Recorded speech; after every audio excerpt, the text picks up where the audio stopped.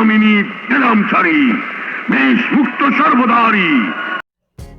বাংলাদেশের চলচ্চিত্র ইতিহাসে আহমেদ শরীফ এক উজ্জ্বল, অপ্রতিদ্বন্দ্বী ও অস্মরণীয় নাম। পর্দায় তার দুর্দান্ত অভিনয় আর ব্যক্তিত্ব ঢালিউডকে সমৃদ্ধ করেছে দশকের পর দশক।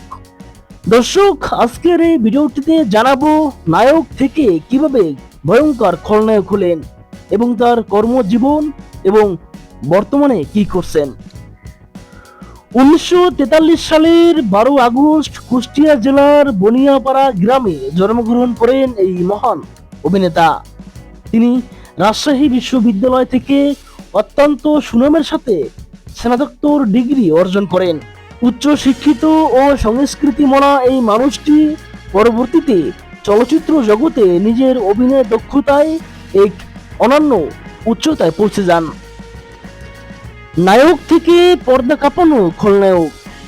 প্রথম চলচ্চিত্র প্রখ্যাত পরিচালক সুভাষ দত্ত পরিচালিত অরুণোদয়ের অগ্নিসাক্ষী।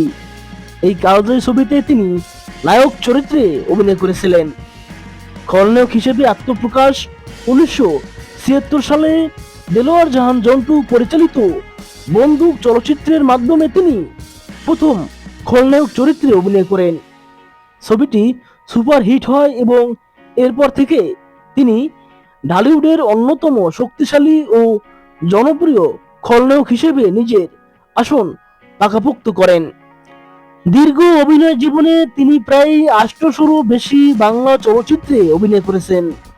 তার অভিনীত কালজয়ী সিনেমাগুলোর মধ্যে অরুণোদয়ের অগ্নিসাক্ষী, তিন কন্যা, দেনমোহর ও বন্দুক, ক্ষতিপূরণ, রাজকুমার অন্যতম।